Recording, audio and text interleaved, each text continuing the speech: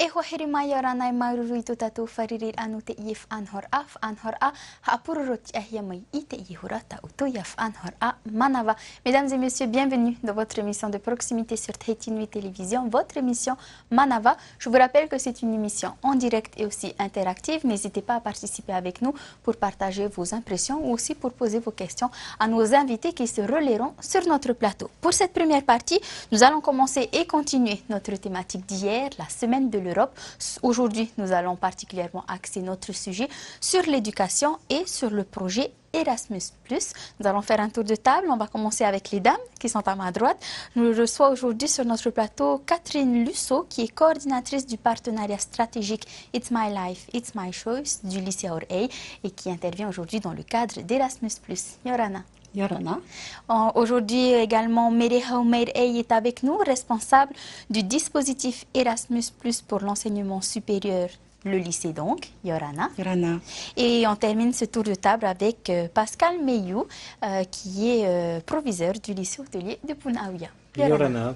Merci à tous les trois d'avoir accepté notre invitation pour aujourd'hui. Donc je le rappelle, n'hésitez pas à poser vos questions si vous avez donc quelques réponses qui vous manquent à ce sujet, au sujet de la semaine de l'Europe et particulièrement en ce qui concerne donc bien le scolaire et particulièrement Erasmus+. Je profite de l'occasion pour saluer tous ceux qui nous suivent sur la toile via notre live Facebook.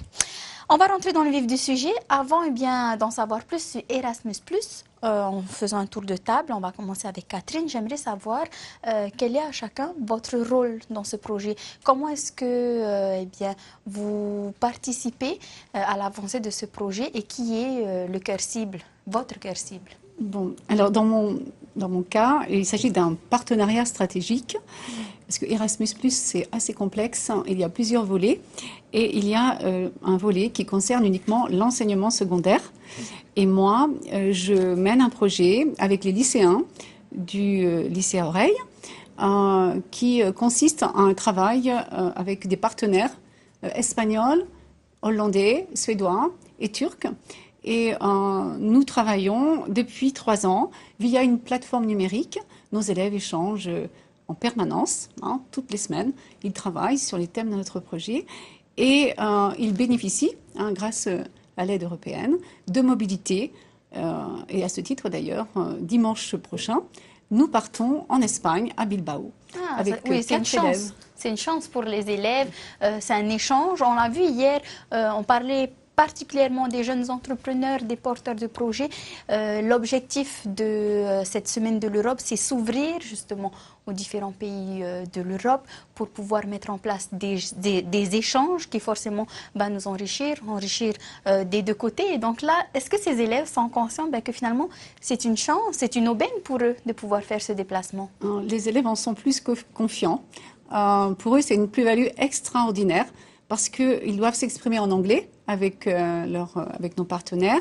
Donc, ils tissent des liens très très forts et mes élèves qui partent dimanche sont en connexion tous les jours depuis plus d'1 mois avec les familles dans lesquelles ils vont être accueillis.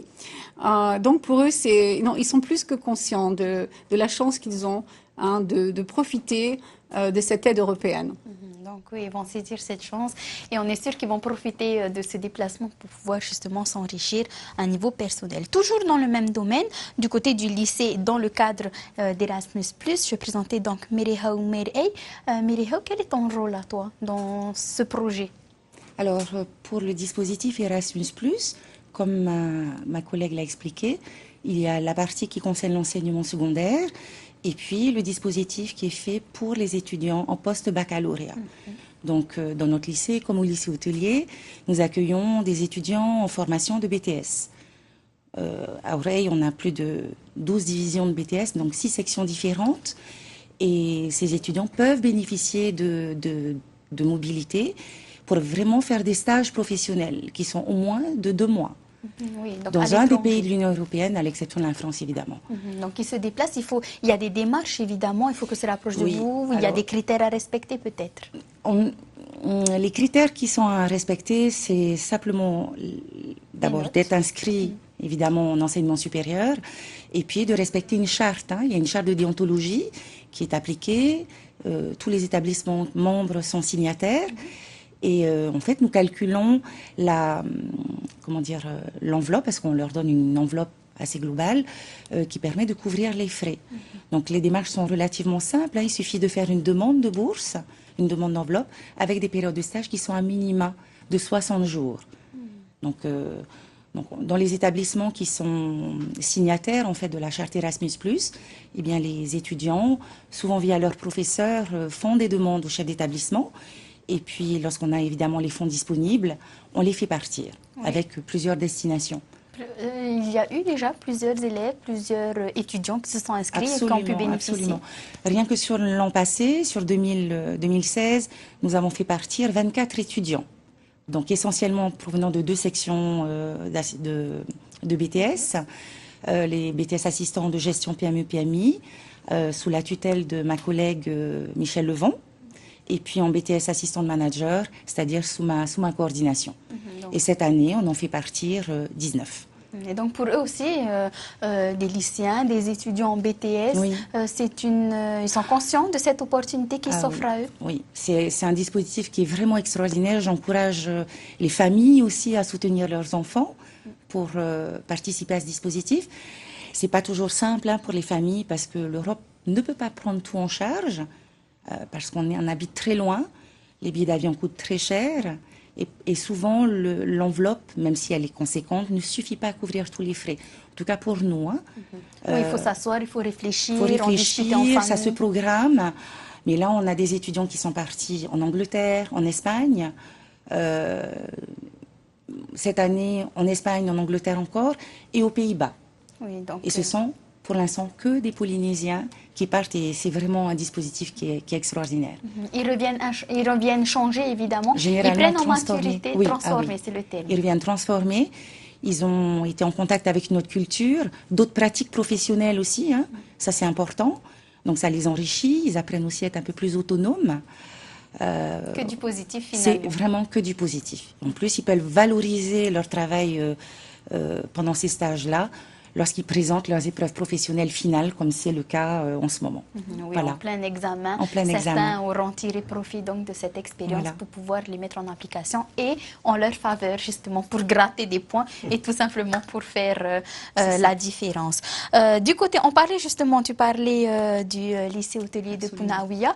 Erasmus+, ce n'est pas un projet qui vous est inconnu. Non, effectivement, comme le lycée Oreille, ça fait plus de 5 ans que nous envoyons donc des étudiants en stage en Europe. Et la grande chance en Polynésie, et certains de mes collègues en métropole n'ont pas cette chance, c'est qu'il y a un consortium. C'est quoi un consortium? C'est des demandes de mobilité de plusieurs lycées. Et c'est vrai que les dispositifs européens sont quand même très complexes. Et chaque lycée, si on devait faire ces demandes, ce serait un peu compliqué. Donc, on met tout en commun, nos demandes, et selon les années, des fois, on avait prévu 10, mais on va en faire partir 5, d'autres en avaient prévu 10, ils vont en faire partir 15. C'est un jeu, comme ça, de compensation au sein du... S'arranger les uns les autres. Exactement. Et c'est vraiment fabuleux, parce que c'est très simple, du moins quand on a compris comment ça marchait avec le consortium. L'année dernière, le lycée hôtelier en a envoyé 10. Les années d'avant, c'était entre 2 et 4. L'année dernière, 10, et cette année, on en envoie 15. C'est beaucoup. Parce qu'on profite vraiment au maximum de ce dispositif Erasmus+, avec le consortium de Polynésie. Et nous, on a 2 types d'étudiants. Soit ils partent pour 2 mois, donc c'est les étudiants en BTS Tourisme, soit 4 mois, et ce sont les étudiants en hôtellerie-restauration. Et selon, donc, soit ils ont 300 000 francs à peu près de bourse, soit 500 000, selon la durée de leur stage. Et c'est vraiment, nous, pour les étudiants d'hôtellerie-restauration, là, c'est une belle bourse, 500 000 francs, parce qu'en plus, ils sont logés en général dans l'hôtel, restaurés aussi. Donc, là... Voilà, c'est vraiment pour eux, n'importe quel étudiant polynésien peut partir pour un tel stage. Oui. Et on comprend donc, après vos réactions à tous les 3, que la participation de la famille, du moins pour le soutien des étudiants, des élèves, est vraiment importante. C'est vrai pour le Polynésien, pour les jeunes en tout cas, c'est difficile de quitter le Fénois, de quitter la famille, mais comprendre que c'est un stage. Et quand on parle de stage, on parle de théorie, de pratique, comment ça s'organise? C'est l'élève, c'est l'étudiant qui est en déplacement, qui s'organise ou c'est déjà mis en place? Alors, il y a généralement, c'est essentiellement un stage en entreprise, mais ils peuvent avoir juste avant une semaine ou 10 jours d'immersion linguistique. Donc là, pendant une semaine, c'est le cas par exemple pour ceux qui vont en Espagne chez nous, parce que c'est l'Espagne et l'Angleterre cette année. Ils ont une semaine vraiment de bain linguistique et culturel, une semaine avant, et après ils partent 2 mois en entreprise. Comme ça, ils se sont fait la main un petit peu, Exactement, comment ouais. les coutumes et les usages de l'Espagne, de l'Angleterre et peut-être même des autres destinations qui sont prévues au programme pour ces étudiants, pour ces lycéens. Mirihao? Pour les étudiants qui sont au lycée Aurey, qui ne suivent pas tout à fait le même cursus, ce sont des stages vraiment en entreprise, au sein d'organisations qui peuvent être diverses. Généralement, on prévoit, enfin, c'est vraiment planifié un petit peu bien en avance. Il y a un programme à suivre. Il y a un programme. Les stages sont négociés pour les missions que les étudiants auront à réaliser. Souvent, on recourt à une entreprise de placement qui assure aussi le suivi des étudiants sur place pour avoir un relais. Et les étudiants, évidemment, nous font un compte-rendu régulier de leur travail avec les professeurs qui sont en charge de leur suivi. Oui, donc là, ça rassure vraiment Ils les sont pas familles. abandonnés. Voilà, c'est ça. Ils ne s'engagent pas dans cette aventure en fermant les yeux et comme ça. Bien au contraire, Oui, oui, on voit absolument. que c'est bien chapeauté par les établissements signataires qui participent donc à ce projet Erasmus. Je rappelle que le programme Erasmus+ est ouvert aux établissements d'enseignement de Polynésie française, ce qui permet donc un échange, que ce soit par le biais des stages des étudiants, des scolaires, donc des lycéens, les stages, ça peut également être un tremplin pour bien, la culture également. C'est une ouverture, on a une ouverture d'esprit, une ouverture pour la culture. Après le retour de ces étudiants, de ces lycéens, quels sont les retours? Évidemment, on imagine bien que c'est positif, mais leur ressenti à eux. Je vais parler des lycéens, parce qu'en fait, les lycéens, c'est totalement différent. Les lycéens ne partent pas en stage, ils ne vont pas dans les entreprises. Ils partent pour une semaine seulement, et ils sont dans des familles d'accueil. Et les lycéens, pendant leur semaine, ne travaillent que sur le thème du projet. C'est-à-dire Donc, que vous partez avec une thématique? Alors, en fait, les partenariats stratégiques, ce sont des projets qui dure plusieurs années. Le nôtre, il dure 3 ans. Donc là, on arrive en fin, c'est la 3e année, le projet est pratiquement terminé. Donc les élèves vont travailler sur la santé, la nutrition et les relations aux autres pendant ces 3 années avec nos partenaires via une plateforme numérique. Nous, les professeurs, nous préparons le travail en amont. Je discute avec mes collègues suédois, hollandais, espagnols et turcs. On se met d'accord. On va travailler sur ce thème de telle manière.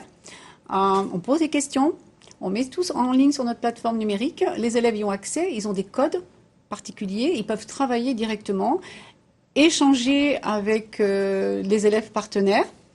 Et ensuite, donc tout ce travail est mis en commun. Et lors des mobilités, pendant la mobilité, en fait, une grande partie du temps, on le passe à l'école, où les élèves continuent ensemble ce travail. On les met toujours en groupe. Un élève polynésien, un élève suédois, un élève hollandais, un élève turc, un élève espagnol. Et là, pour l'Espagne, nos élèves ont un rôle vraiment important à jouer parce que nous avons travaillé sur une thématique ces derniers mois, sur les troubles du comportement alimentaire. Et c'est nous, en Polynésie, qui ont mené toute l'activité. Donc, nos élèves vont devoir mener les débats et les évaluations. Donc là, ils sont prêts et tout se passe en anglais. Oui, donc c'est un challenge pour eux aussi. C'est un gros challenge. Et avant cela, ils doivent présenter la Polynésie chaque fois qu'on se déplace.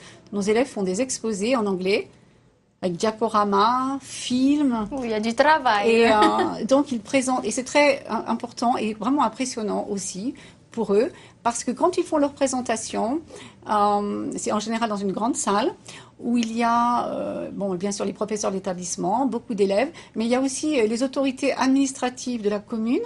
Donc, il y a beaucoup de monde, il y a des journalistes. Et en plus, je leur demande de faire leurs exposés sans notes, en anglais. Mais ils le font. Ils le font, ils sont très... Pousser les limites plus loin pour pouvoir justement s'améliorer. Et justement, prendre confiance. Au retour de leur expérience, j'ai constaté que ils ont une beaucoup plus grande confiance en eux, une meilleure estime d'eux-mêmes. Ils ont été valorisés. Et je dois dire que nos élèves polynésiens, chaque fois qu'on s'est déplacé, ils se sont très très bien adaptés et ils ont été extrêmement bien perçus. Vraiment. Et on peut dire que ce sont les ambassadeurs de la Polynésie. Ils arrivent avec leurs fleurs. En général, quand ils terminent leur présentation, ils font un petit show. Et là, nous partons donc en Espagne et les élèves ont préparé, ils terminent leur présentation avec la musique de Vaiana. Et il y a une de nos élèves de Moréa qui a fait un petit film où en fait elle fait les mêmes gestes que Vaiana. Et elle a mis la musique derrière et ça terminera notre présentation. Et les élèves distribueront des colliers de coquillages et tout cela en musique. Donc oui, ça reste vraiment une opportunité pour eux, mais aussi pour ceux qui les recevront. Absolument. En l'occurrence ici l'Espagne, pour déjà avoir un aperçu de leur travail qui a été mené, un travail qui est en tout cas ce déplacement qui est mené depuis combien de temps? Depuis le mois de janvier. Oui, donc sans ces notes en anglais et tout ça à faire, je trouve que c'est un challenge qui est relevé, en tout cas pour ceux qui nous regardent, juste pour ne pas vous mettre la pression. Il y a les autorités qui viendront vous voir, en tout cas du côté de l'Espagne. Oui, et ça, c'est pas du gâteau, j'ai envie de dire. Ils le savent.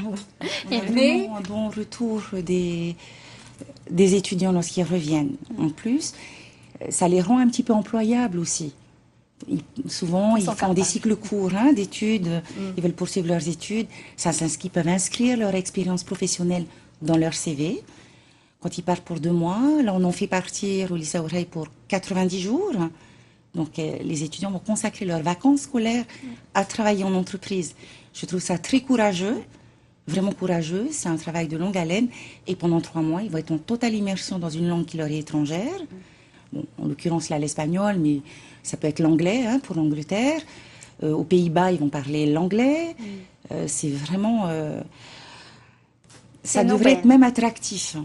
Oui, on a l'impression que c'est mettre au service de l'éducation, le ludique, dans le sens où il y a un déplacement, mais qui reste toujours pédagogique. C'est important ça pour eux. Et puis de toute façon, quand on part à l'étranger, quand on est étudiant, on aime bien. Est-ce qu'on a eu le retour peut-être des étudiants du lycée hôtelier? Je demandais ce matin à ceux qui étaient l'année dernière en Espagne, j'ai dit dites-moi quelques mots pour que je les retransmette tout à l'heure. Ils m'ont dit nous ça nous a fait grandir. Parce qu'à 18, 19, 20 ans, ils se retrouvent dans un pays étranger avec des habitudes alimentaires. Différentes. Et même l'alternance diurne-nocturne, avec des longues journées en été, en Espagne notamment, ça perturbe complètement leurs repères. Donc ils sont obligés de se prendre en charge, de calculer, vraiment de faire beaucoup de choses, découvrir. Même ceux qui sont allés une fois aux États-Unis ou en Nouvelle-Zélande, quand ils vont en Europe, c'est vraiment pour eux un autre bain à plein de niveaux. Et...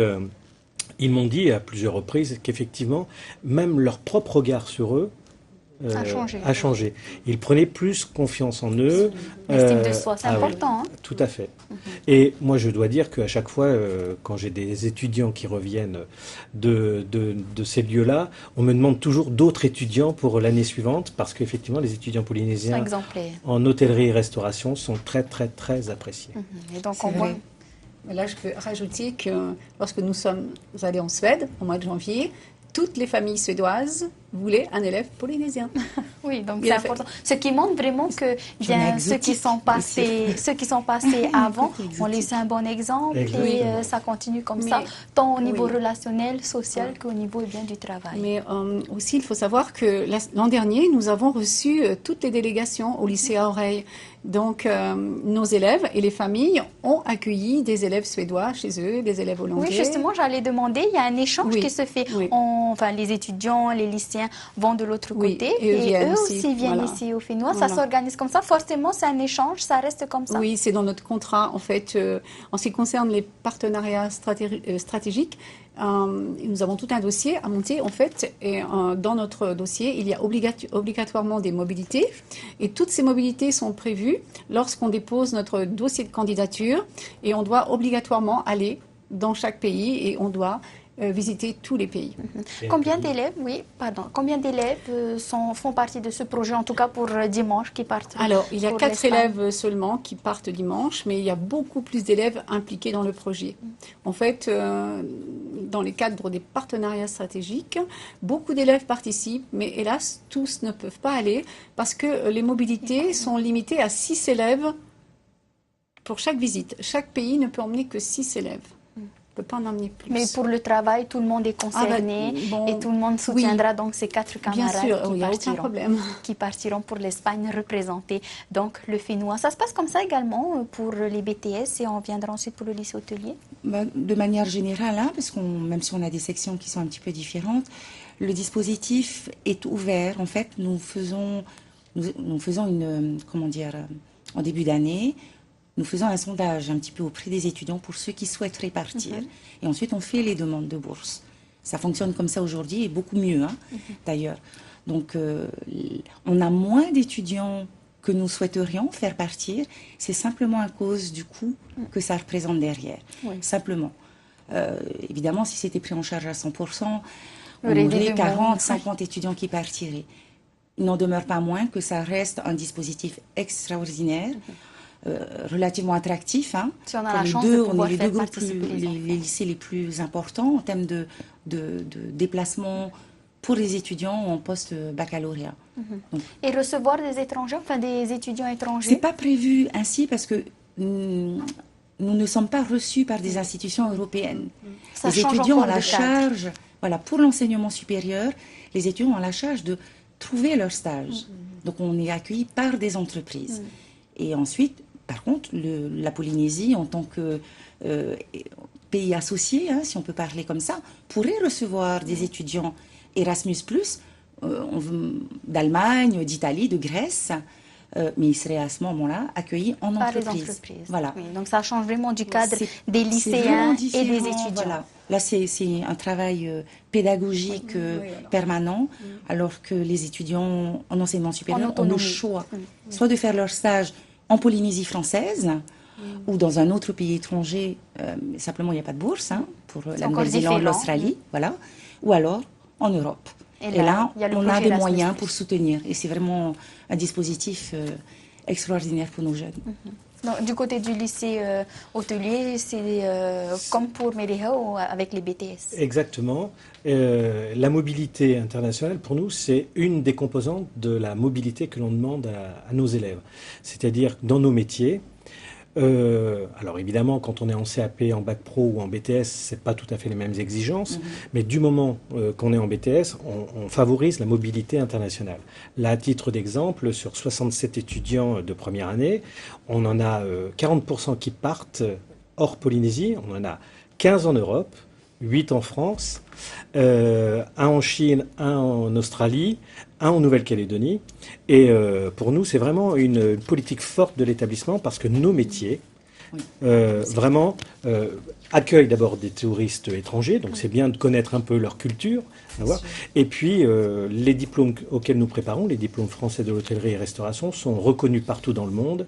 Donc, ça peut être un premier saut vers l'étranger pour une belle expérience, puis revenir, bien sûr, ensuite au Fénois. Oui, de rebondir sur cet aspect international.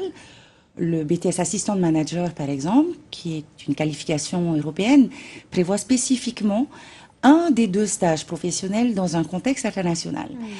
Alors évidemment, les étudiants que nous accueillons n'ont pas toujours les moyens de pouvoir partir, mais lorsqu'ils nous font la demande, évidemment, nous les encourageons.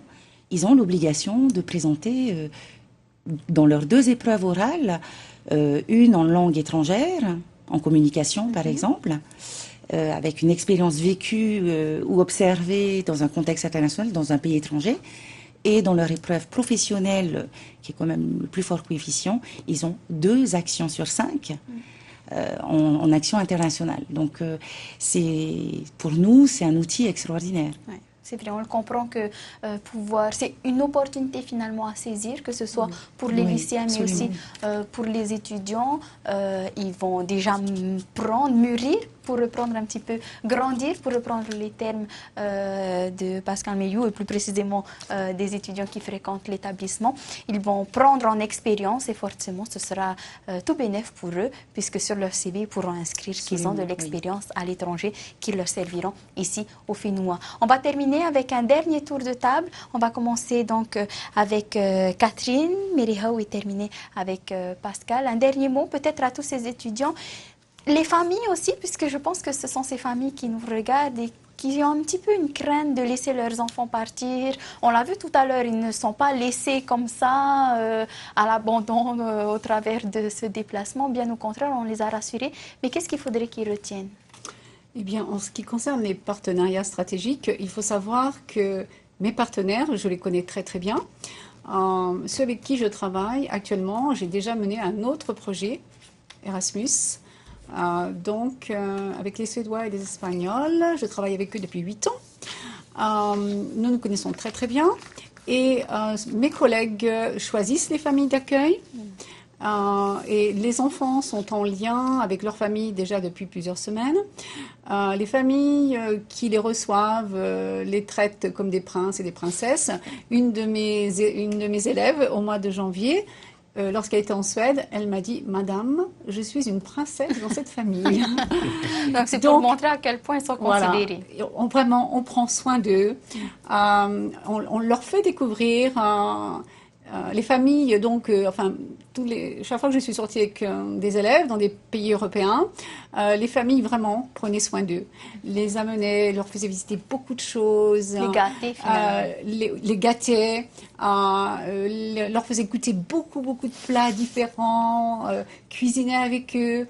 Et en fait, les familles sont tellement heureuses de les recevoir que c'est un partage extraordinaire.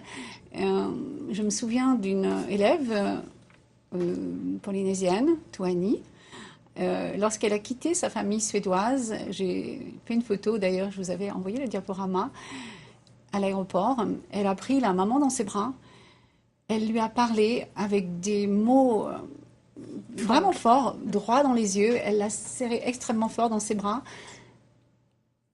C'était extrêmement émouvant et les liens sont forts et en fait les élèves rentrent en gardant toujours des liens avec leurs partenaires. Et l'an dernier, un de nos élèves aussi qui était en terminale, Théo, lorsque son partenaire suédois est parti, il lui a donné son ukulélé. Le ukulélé qu'il avait depuis son enfance. C'était son ukulélé.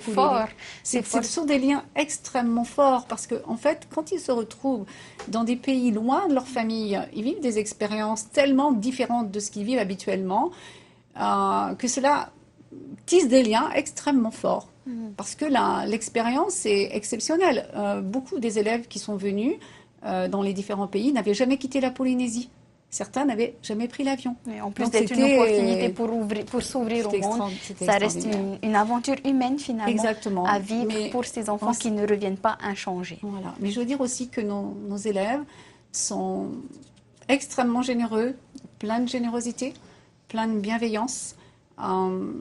Et vraiment, moi je suis extrêmement fière d'eux parce qu'ils représentent vraiment très très bien la Polynésie. Et lorsqu'ils parlent de la Polynésie, c'est avec passion. Je suis un peu émue en le disant. Je les revois faire leurs exposés et quand ils expliquent par exemple le drapeau polynésien avec leurs mots en anglais, c'est extrêmement émouvant et tout le monde est sous le charme. Et donc, on va continuer à pouvoir justement partager ces émotions. Vous allez en tout cas continuer à partager ces émotions. Dimanche, le grand départ, on ne peut que vous souhaiter un bon déplacement du côté donc de l'Espagne avec ces 4 élèves qui participent à ce projet. Je vous remercie beaucoup. Mary Hope, donc du côté des BTS, qu'est-ce qu'il faudrait retenir? Ce qu'il faudrait retenir, c'est qu'on a besoin du soutien des parents. On encourage les parents vraiment à nous faire confiance parce que les étudiants sont accompagnés, même si on leur demande, ça fait partie de leur formation, d'essayer de trouver leur stage, d'essayer de trouver leur hébergement, parce que ça fait partie aussi de l'apprentissage dans l'autonomie. Systématiquement, les professeurs, que ce soit avec mes collègues en BTS assistant de gestion ou moi-même, nous les prenons en charge. Ils sont bien encadrés. Ici au lycée, nous avons la chance d'avoir un chef d'établissement aussi qui nous apporte un soutien très fort pour mener ces actions-là, qui nous soutient systématiquement lorsqu'on veut préparer des mobilités pour les étudiants. Donc ça, c'est important. Et puis, nous avons des intermédiaires sur place. Il faut que les parents le sachent aussi. Alors, ça coûte un peu cher, c'est vrai, sur la bourse, mais nous passons par des organismes de placement qui sont des relais. Ils trouvent le logement. Nous sommes rassurés. Nous pouvons rassurer les parents aussi et qui font un suivi on va dire, relationnel, même avec les entreprises sur place. Et nous faisons le lien à distance. Donc, ils sont très bien encadrés. Donc, même en étant étudiant, il y a tout un dispositif qui est mis en place, que les parents le sachent. On va terminer ce tour de table avec Pascal. Donc, un dernier mot pour les parents des étudiants du lycée hôtelier. Alors, effectivement, pour faire partir des élèves ou des étudiants, le soutien de la famille est indispensable. Mais je dirais qu'il y a un autre soutien, c'est celui des professeurs. Vous avez ici 2 professeurs qui sont impliqués dans les projets. Dans mon établissement, j'en ai 2 aussi. Et sans ces 2 professeurs, je n'aurais pas 15 étudiants qui partiraient en Europe. Parce que c'est vraiment un travail d'accompagnement, de réassurance permanent. Il y a des coups de blues, des coups de doute, des familles peut-être à convaincre. Et si les professeurs n'étaient pas là au quotidien, ces 15 étudiants ne seraient pas partis. Donc moi, je voudrais tirer mon chapeau aux professeurs qui s'occupent de ces dispositifs. Donc on comprend bien qu'il y a une équipe qui est mise en place ici au Fénois, dans les établissements en tout cas qui sont signataires et qui participent à ce projet Erasmus+, mais aussi pour les destinations du côté de l'Europe. Là aussi, il y a un dispositif qui est mis en place. Il y a des responsables, il y a des responsabilités qui sont déléguées et donc les enfants ou même les étudiants sont pris en charge et ils ne pourront que profiter de cette expérience qui est mise à leur profit, notamment dans le domaine de l'éducation. Merci en tout cas à tous les 3 d'avoir accepté notre invitation aujourd'hui. N'hésitez pas à revenir pour de prochaines expériences. Vous êtes les bienvenus sur ce plateau. Merci beaucoup. Nous allons passer maintenant à la préparation de notre pause Tama'a. Place maintenant à notre chef Mahiata pour ses bons petits plats. Aujourd'hui, elle nous propose une recette qu'elle intitule Muffin, coco et papaye. Je vous laisse apprécier cette recette en images.